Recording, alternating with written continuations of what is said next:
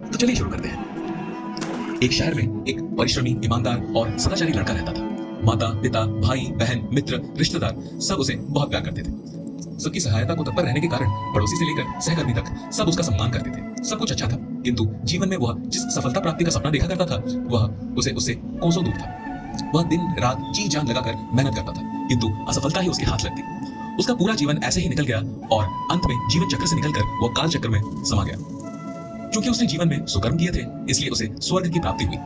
देवदूत उसे लेकर स्वर्ग पहुंचे। स्वर्गलोक का अलौकिक सौंदर्य देख वह मंत्रमुग्ध हो गया और देवदूत से बोला, ये कौन सा स्थान है?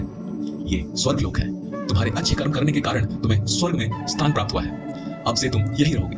देवदूत ने उत्तर दिया। यह सुनकर लड़का खुश हो गया। देवदूत ने उसे वह घर दिखाया जहां उसके रहने की व्यवस्था की गई थी।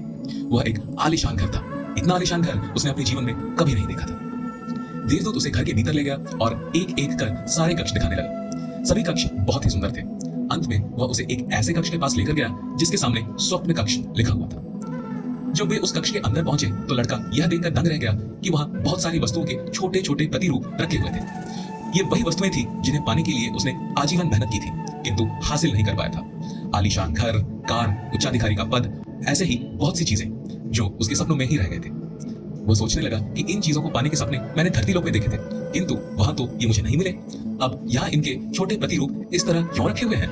वो अपनी जिज्ञासा पर नियंत्रण नहीं कर पाया और पूछ बैठा, ये सब यहाँ इस तरह, इसके पीछे क्या कारण है? देवदूत ने उसे बताया, मनुष्य अपने जीवन में बहुत से सपने देखा करता है और उनके पूरा हो जाने की कामना भी करता है, किंतु कुछ ही सपनों के प्रति वह गंभीर होता है और उन्हें पूरा करने का प्रयास भी करता है।